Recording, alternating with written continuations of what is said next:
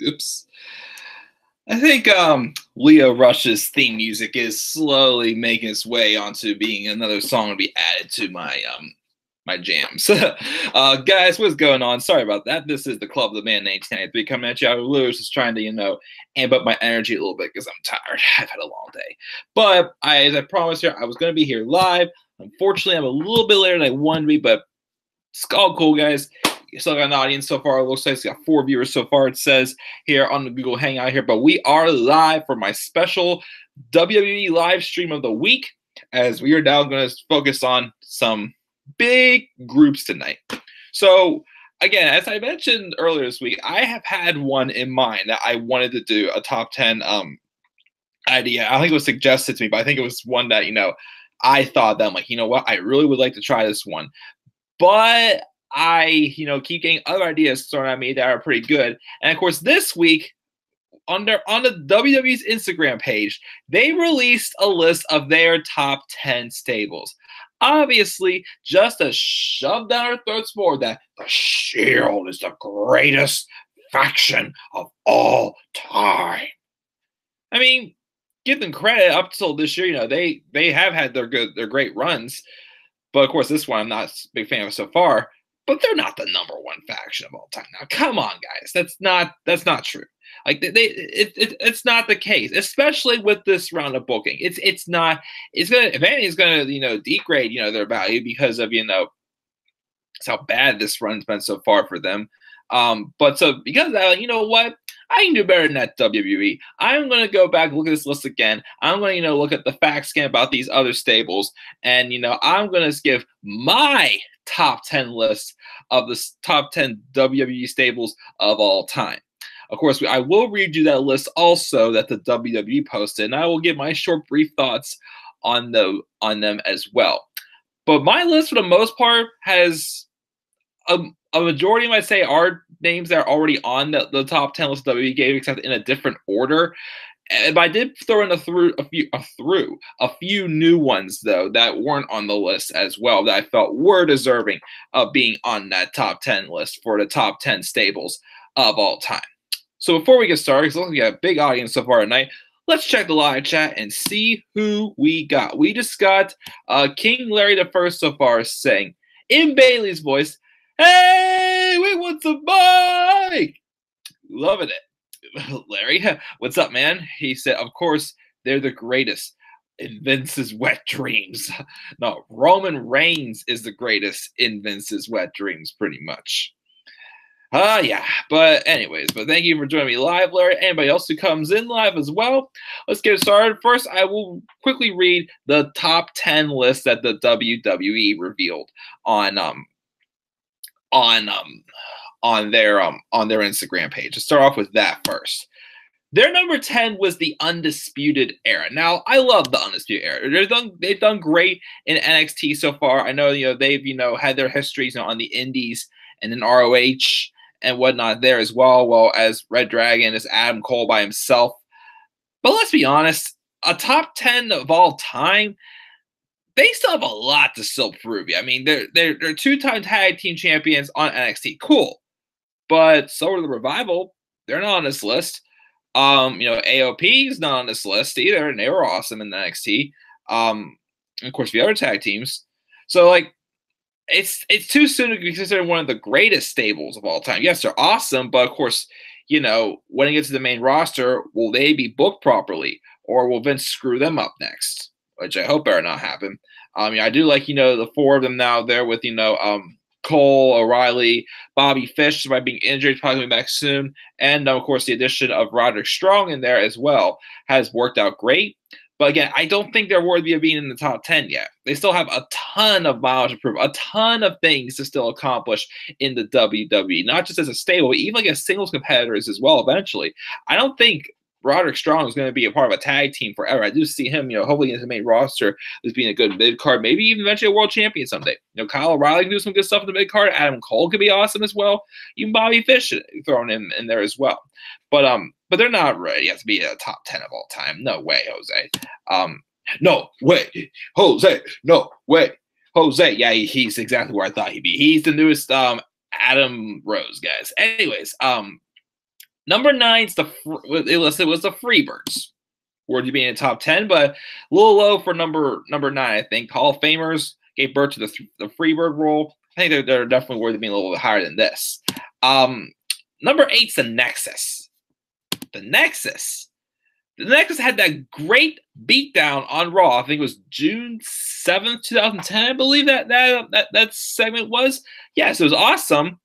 What happened after that? They lost at SummerSlam.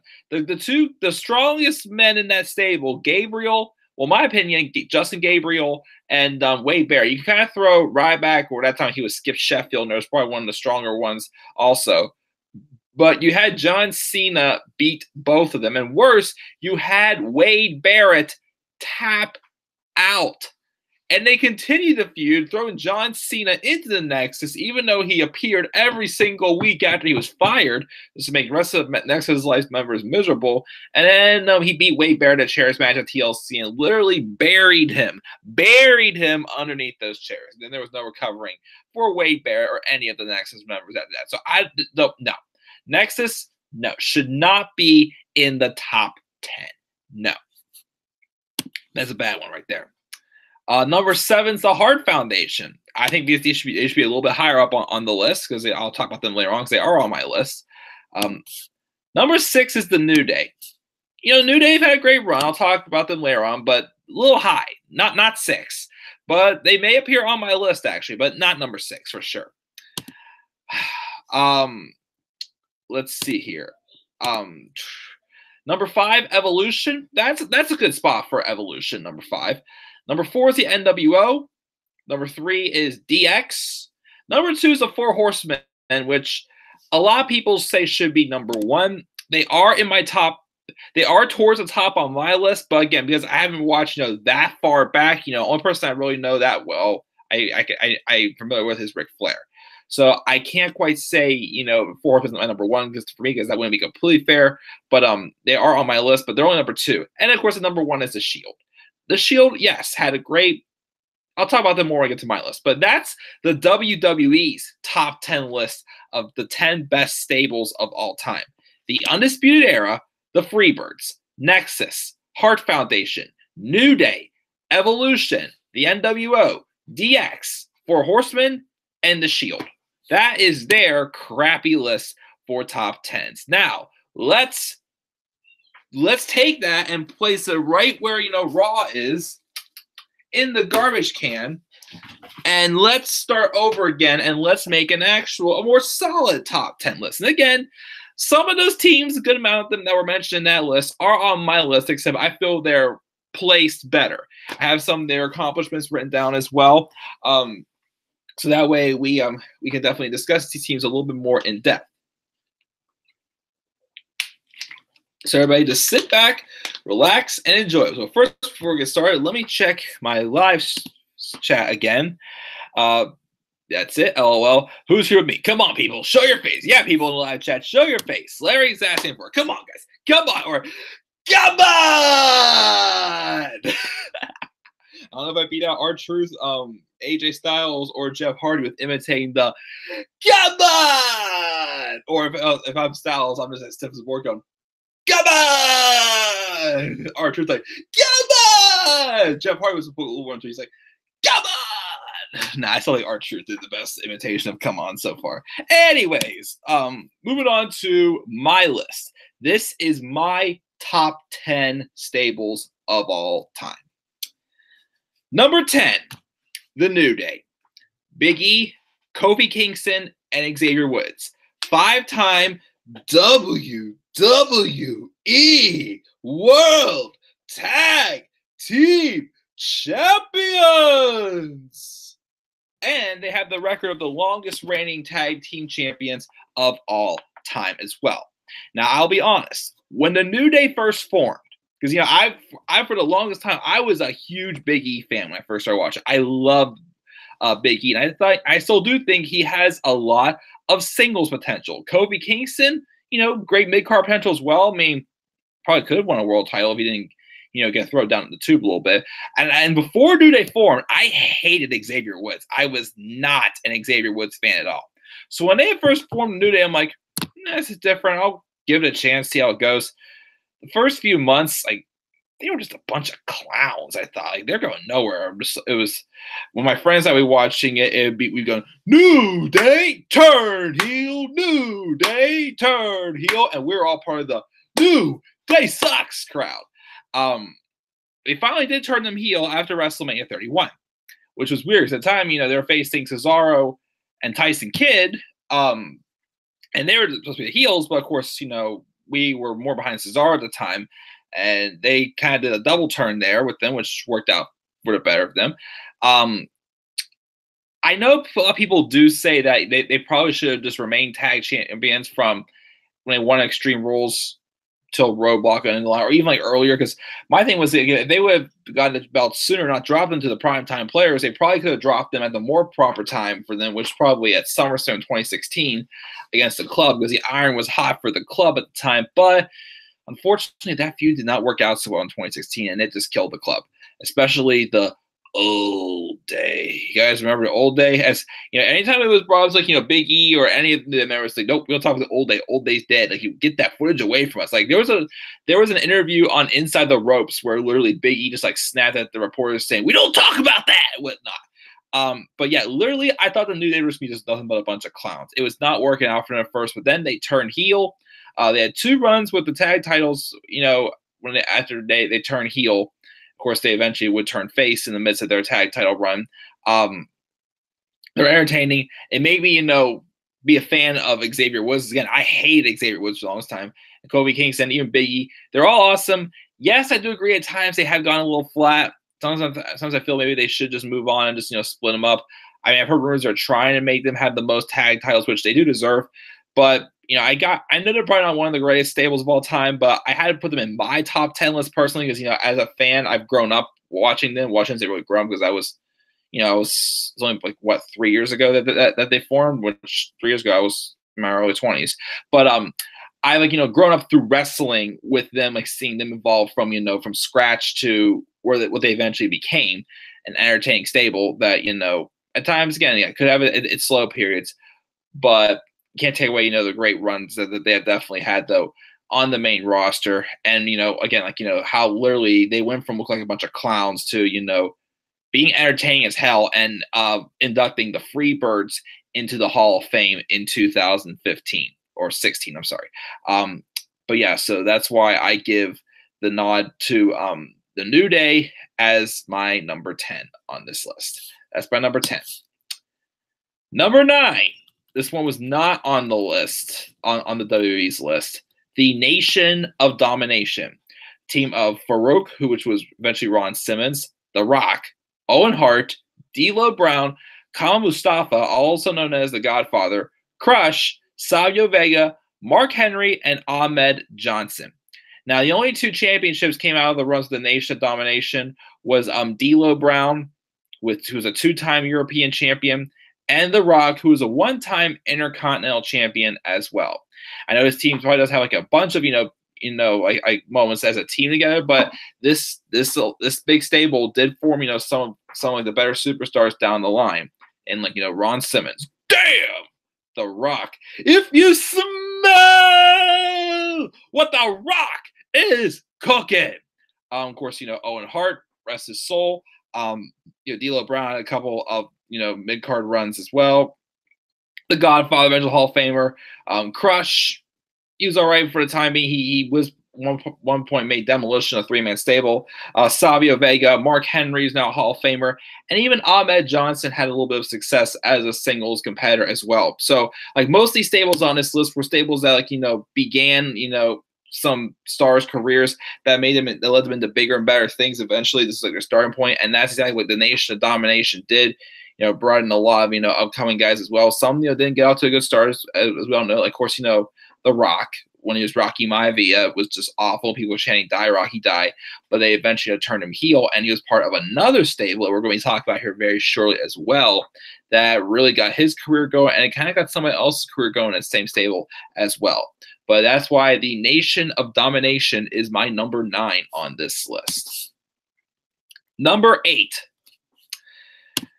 I know some people they were saying stuff like, yeah, I'm sure you're not going to have this stable at all on your list. But, again, despite the fact I said at the beginning of this video that, I hate their current run right now, I still cannot deny they're still definitely one of the better factions of all time, but not the number 1 faction WWE. My number 8 is The Shield. Think about the difference they made. They came up in 2012, and they were just this SWAT team. They were just beat the crap out of everybody. They were dominating everyone. They were built up really strong with 3 of the top future stars that, 2 of them, won the crowd over. One of them, unfortunately, has struggled to because of the way he's been booked, Roman Reigns. But, they've had a couple tag title runs. They're all Grand Slam champions now. They didn't accomplish all that as members of the Shield, win all those titles. That is. They put on some great 6-man tag matches, such as with Team Hell No and The Undertaker. They had a great feud with Cody Rhodes and Goldust. I love that as well. Trying to think, they feuded with the Wyatt family when they were slowly turning babyface in 2014. Their match at Elimination Chamber, I still think was the best one that they had. I know the WrestleMania matches as a team were what they were. They faced Big Show, Randy Orton, Sheamus in the opener of WrestleMania 29. WrestleMania 30, they faced Kane and New Age Outlaws, which that was a complete squash match. But at the time, the Shield was, besides Daniel Bryan, was like the next hottest thing going at the time. What'd you expect to do? Face 2 older, like 3 guys who are like like pretty much done. Most part, just squash it, made it look like they just destroy her, but it did. Of course, their feud with Evolution I loved as well, and of course, I led to their shocking breakup the night after they did the clean sweep, whatnot. I did not mind them reuniting last year or this year. I do mind, but you can't deny, even though their booking is bad right now, which keeps getting worse, could be lowering them down this list. But you can't deny that the Shield still have done some pretty awesome things though when they have been together in the past, definitely. So that's why I got to give them my number 8 spot on my top 10 stables list, The Shield. That's my number 8. Let's check the live chat for a change and see what we got.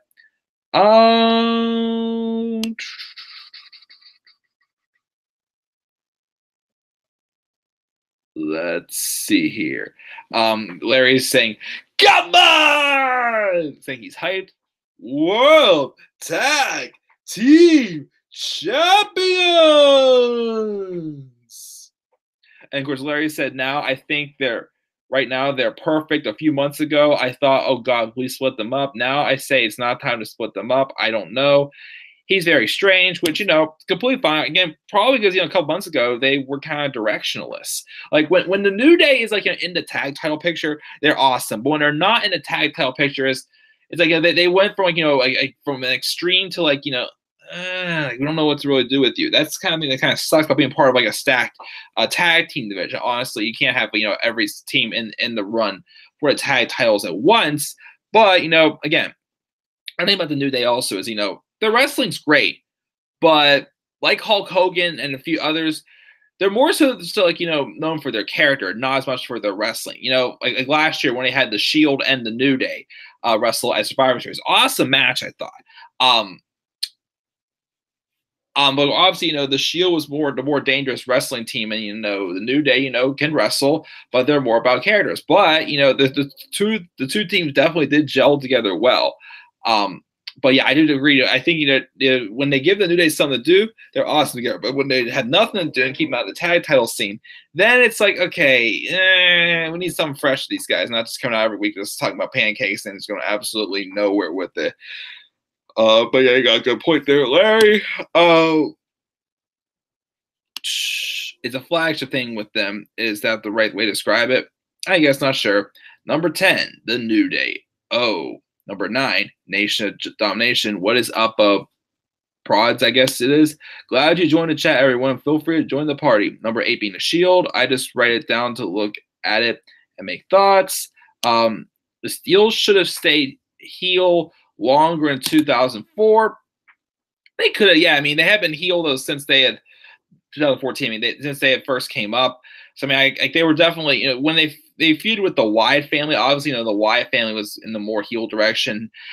Had like the Shield was well developed by then. The Wyatt family definitely needed to win that feud more. Even afterwards, they feud with John Cena, and that's when the Wyatt family just went downhill. So it was I think it was an all right time for them to turn faces. They were starting to become one of the hottest acts, definitely. But I definitely do agree. They were definitely at their hottest as heels, pretty much. You got a good point there, though, Larry. But yep, let's go on numbers 7 and 6. Number 7 on my list is another team, is a big villainous stable, of course, that I'm actually surprised that WWE did not include on their top 10 list. But my number 7 is the Corporation.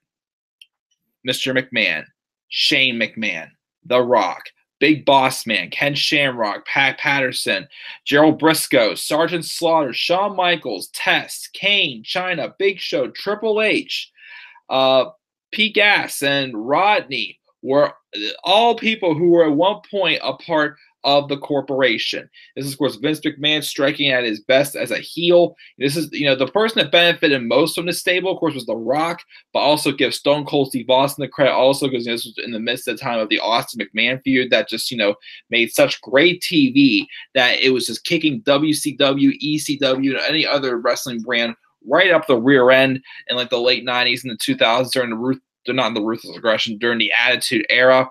And this stable, just like, it had people that it got everybody, to where they need to be. The Rock was a 3-time champion while part of the Corporation.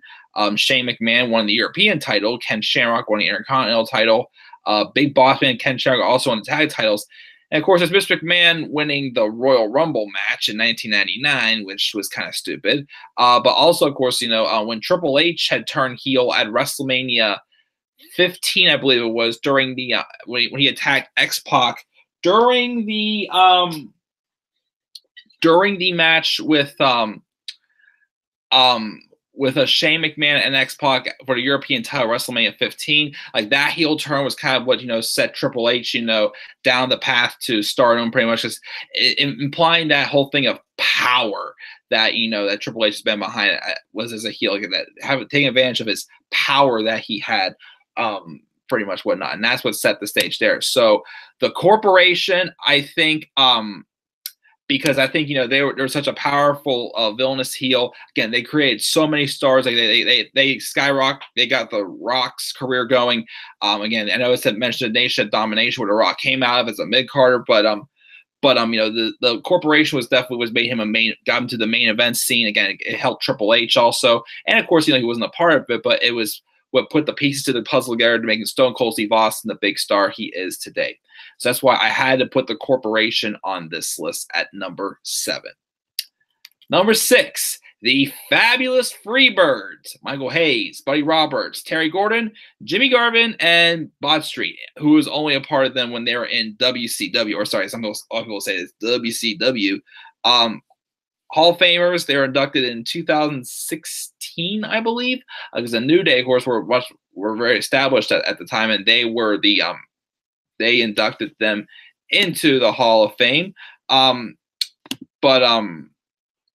We had that happen there. Of course, they had multiple championships among like the many promotions that they were part of as well. And of course, they were famous as well for making the Freebird role, which could sub in anybody into tag team matches, and which could take advantage at times to other tag teams as well. They're entertaining, they're fun, and they were definitely deserving to be on this list. So that's why they are my number 6, the Fabulous Freebirds. So far, from 10 to 6, got the New Day, the Nation of Domination, the Shield, the Corporation, and the Fabulous Freebirds. Checking the live chat.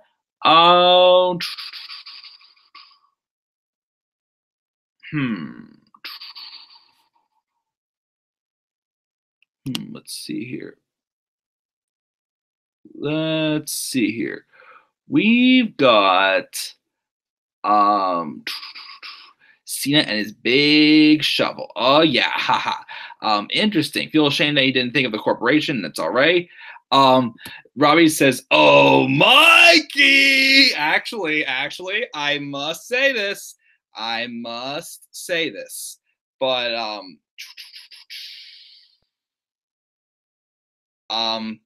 tonight for dinner, I had Wendy. Yep, I had Wendy's for lunch for dinner tonight, and it was delicious. Yep, pretty much. Yeah, there were 6 of the fabulous Freebirds. There was a lot of mistakes. There will be a lot. No worries at all, man. But yeah, let's continue on here. Anyways, moving on now from number 6. Number 5 is Evolution. I want to put Evolution a little bit higher, but to me, it definitely did, because Evolution was Triple H, Ric Flair, Randy Orton, and Batista. And yes, Evolution was mainly, Triple H using his power with, his little henchmen to get over in a different way besides the corporation.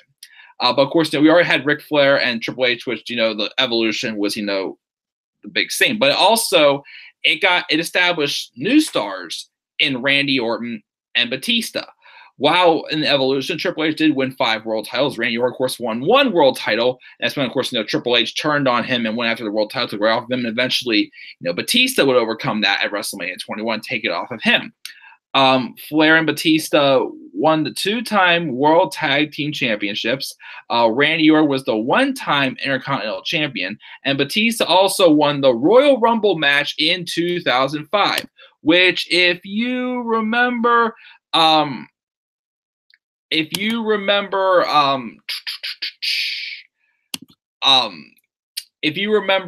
in 2005, also Royal Rumble, of course, where both Cena and Batista were both eliminated, and then of course Vince came out and tore both of his quads. Wah, wah, wah. That's why they are my number 5, Evolution. Number 4 is from one of the biggest families in the wrestling business, the Harts. The Hart Foundation is my number 4. Now they had a couple different Hart Foundation, a couple different editions of the Hart Foundation. Harry Smith, Tyson Kidd, Bret Hart, Jim the Anvil Neidhart, rest in peace, Owen Hart, Stanley Hart, or whatever the heck his name was. Several others, of course, Natalia has come from the Hart family as well. They're just a big group of people that has just come in. And, some people were, Bret and Owen stand out the most, but, some guys like, Jim the Anvil Neidhart, Natalia, even Tyson Kidd, some very underrated talents as well have come out of this family as well. They've just come from different generations from that dynasty of a family. It was sick as hell. And I definitely think, they're definitely some of the people are very much appreciated when it comes to wrestling. And that's why I think they're definitely one of the best stables of all time, whether they're feuding with each other or if they're all together as one big unit, whatnot. Even though Bret was in no good shape to fight at WrestleMania 26, and I thought, from a fan's perspective, it was still cool to see him just kick the crap out of Vince McMahon, had just the tables all turned, because let me tell you guys, wouldn't you want that to happen tonight? If your boss was being a jerk to you and you just wanted to give him his comeuppance, wouldn't you want him to fall for one of your tricks and just literally get the crap just beat out of you by him? Of course, I don't know if it's funny or that, or whenever the whole cruiserweight division and Braun Strowman was beating the crap out of Enzo Amore after Raw. But so that is my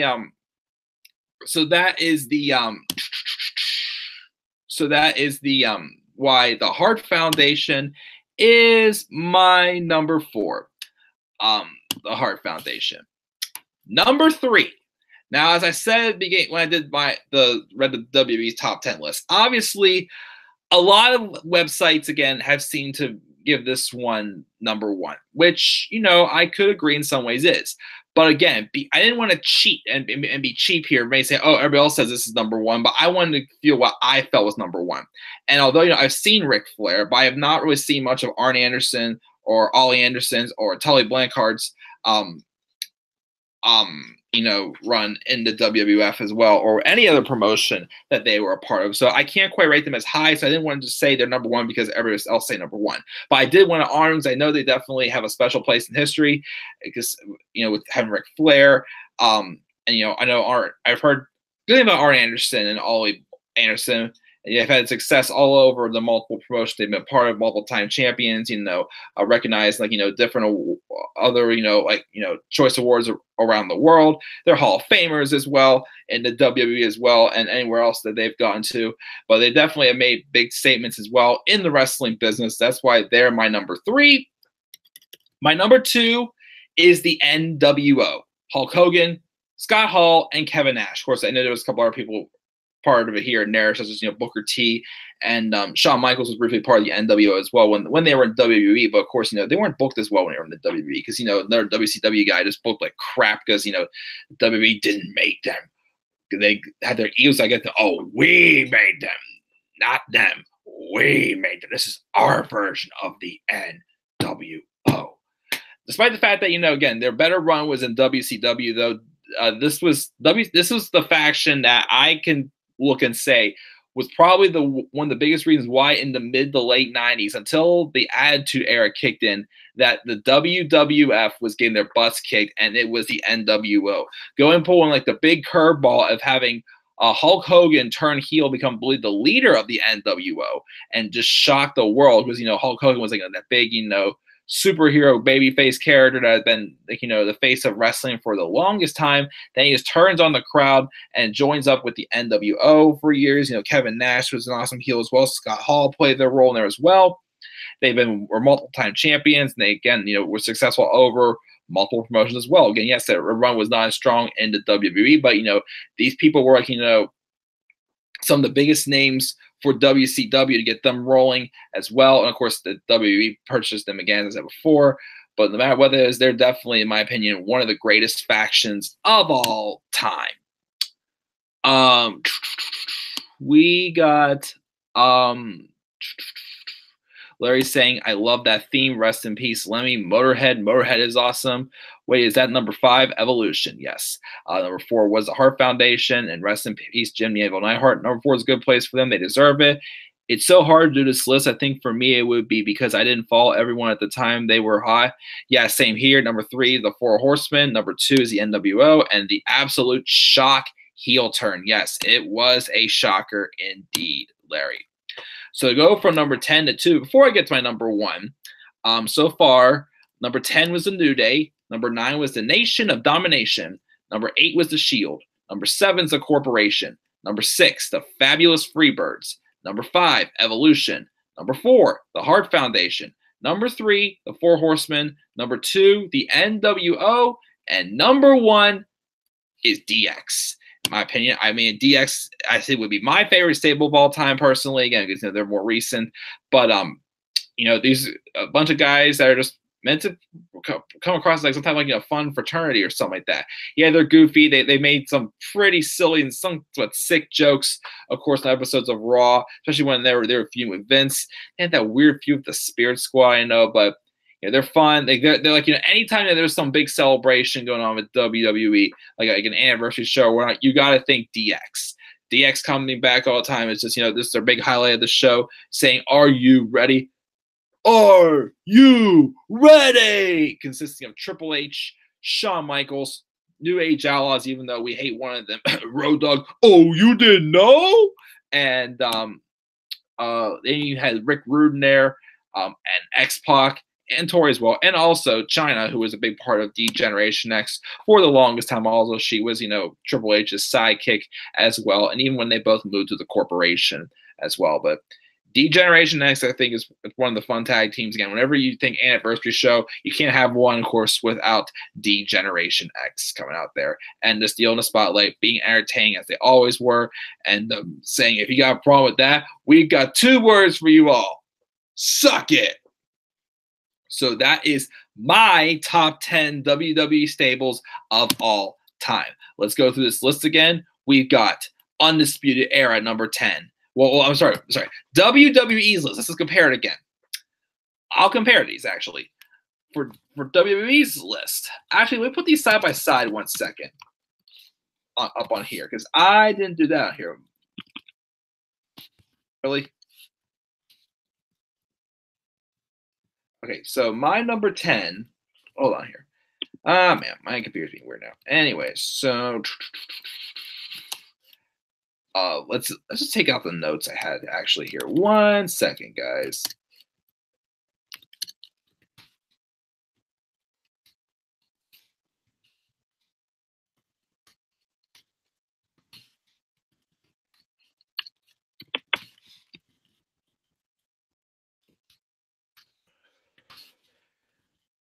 Boy, sorry I'm making it boring here, guys, but it's just what happens. Let's just compare these lists really quick here. Nation domination. Okay, so we had for WWE's list again. Number 10 was the Undisputed Era. Did not make my list. This is way too soon. Number 9 was the Freebirds. They were number 6 on my list. Number 8's the Nexus. They did not make my list. Number 7 was the Hart Foundation. They were number 4 on my list. Number 6 is the New Day for WWE. On my list, they're number 10. Number 5 was the only mutual one we had so far, Evolution. Number 4 for WWE's NWO. They're my number 2. Number 3 for WWE's DX. Mine is the Four Horsemen. Number 2 is the Four Horsemen for WWE. My list is NWO. Number 1 for me was DX, but of course, number 1 for WWE was the Shield. So I had 1, 2, 3, 4, 5, 6, 7, 8. Well, 8 of the same ones that WWE had, but in, of course, a more proper order. Well, maybe because the Shield was not ranked at number 1. Mine was number 8 for the Shield. But yeah, my list again: New Day at 10, Nation Domination at 9, Shield at number 8. 7's a Corporation. 6 is the Fabulous Freebirds. 5 is Evolution. 4 is the Hart Dynasty, Hart Foundation. 3 is the Four Horsemen. 2 is the NWO, and 1 is D Generation X. That is my list of top 10 stables of all time for the WWE. So let's check the live chat one more time before I go off the air.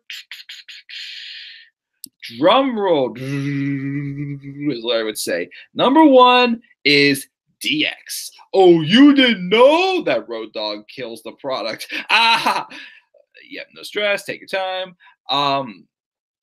DX invading WCW will always be one of my favorite moments of all time. Just the way Triple H says, WCW wrestling is priceless. Indeed it is.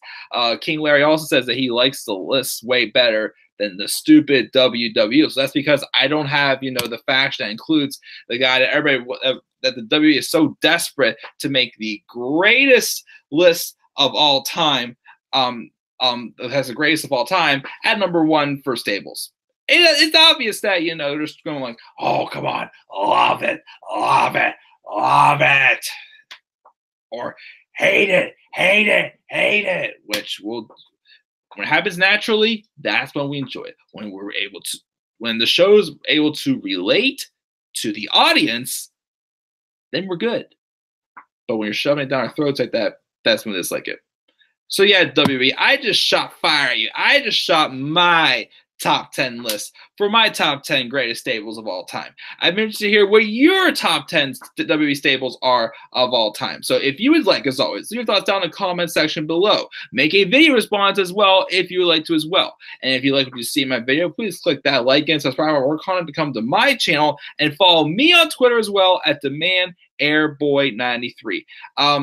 See here. So I may do a special stream tomorrow. Won't be wrestling related or anything. This might be some baseball or something. I'm not sure. Going to get some get Shabs 3000 going again. But of course, next week, Raw, SmackDown, NXT 205 Live will be also my Hell in a Cell predictions preview as well. I will also be doing probably a special stream, my top 10 Hell in a Cell match. Some may be looking at for next week. And of course, the following Sunday, September 16th, will be Hell in a Cell. Again, may do some live reactions during a few matches. I will definitely be doing a live review of Hell in a Cell as well on Sunday, September 16th. let's check the live chat one more time before we go off the air. We have do we really have to end this now? It went pretty quick though, Larry. But yeah, very cool. But thank you guys again. I'm sorry if I kind of rushed through this, but had a long day. I'm tired. Just want to sit down, just relax for a little bit. But that's the stuff to come to this channel still. But guys, as always, please make sure to support my channel. As always, we're 60 subscribers now away from 1,000. So again, I hope to get there by the end of the year. If not, I will definitely get there eventually. So guys, saying again, always for your support. Again, please click by like and subscribe. We'll come on my channel. And you may follow me on Twitter as well at TheManAirboy93. So I'm checking out, guys. I'll see you guys whenever my next video is. So until then, guys, have a great rest of your night. Good night. Sleep tight. Peace out, everybody.